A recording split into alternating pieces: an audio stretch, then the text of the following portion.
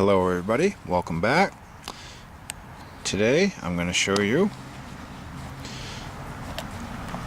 a fairly inexpensive buck 110 style knife, but it's made by Utica in Japan. Stay tuned.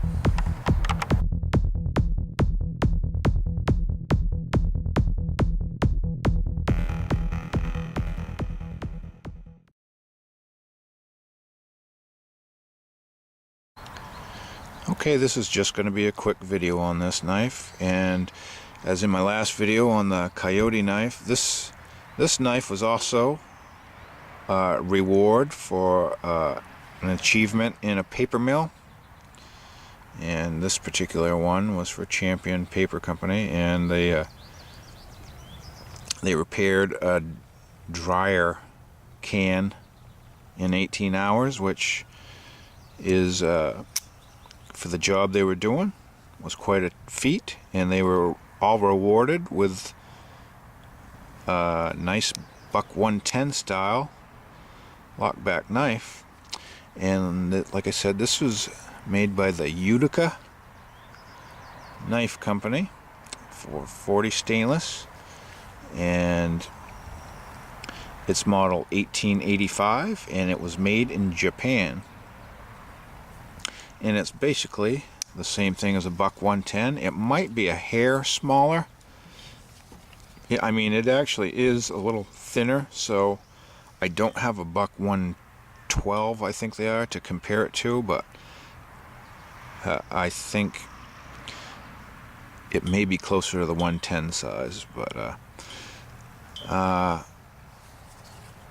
don't know if you can see my hand. I can feel it is a little bit thinner than a 110, but it still has about the same length handle as a 110, just a little smaller. The bolsters are a hair smaller, and the blade is about the same shape, maybe a hair smaller.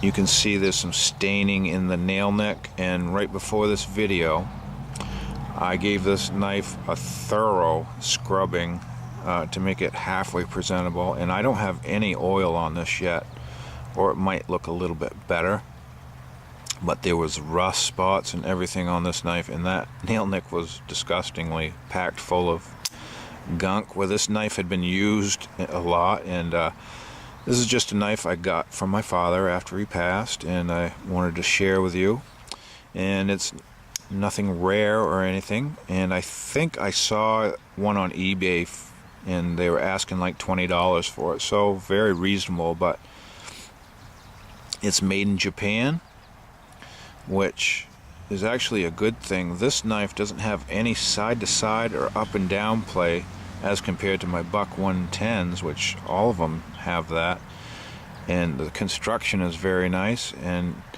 you can see we have a lot of discoloration on the bolsters from being left in a holster damp, and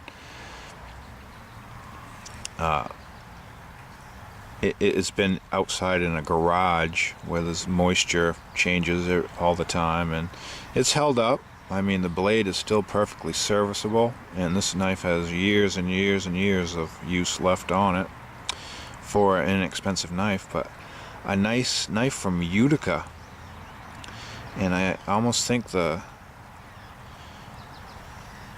this knife can still be found. I'm not sure if they still make it or not, and I don't have the year that this was made. I'm going to guess around late 80s, early 90s era, somewhere in that range. But pretty much the same type of construction as a buck 110, with brass pins and liners and bolsters, and that does look like an ebony or rosewood handle scale, and nicely rounded. It's a great size. It's actually a little bit lighter than the buck 110. That's why I think it might be comparable to a buck 112, but I don't have that, so I don't dare to say that for sure. And I can't really say if this is the original sheath to the knife, but this is the sheath that it gets, and this is an edge mark, genuine top grain leather, and this is its new home. But I forgot to mention in my other buck knife videos that you shouldn't store your knives inside the leather sheath, because with temperature change and weather changes, your sheaths will absorb moisture out of the air, and your knife will be resting in that moistness, however minute or unnoticeable, and it will start tarnishing your knives. I don't know how many times I've taken my buck knives out and they've had the green patina forming on them, which you can clean them up, but it does promote rust if you leave your knives in the leather sheaths. So keep them separate, and then, you know, put them back together when you're going to use them, and you'll be fine. And just a quick video to share this little Utica from Japan, and I hope you all have a great day. Thanks for watching.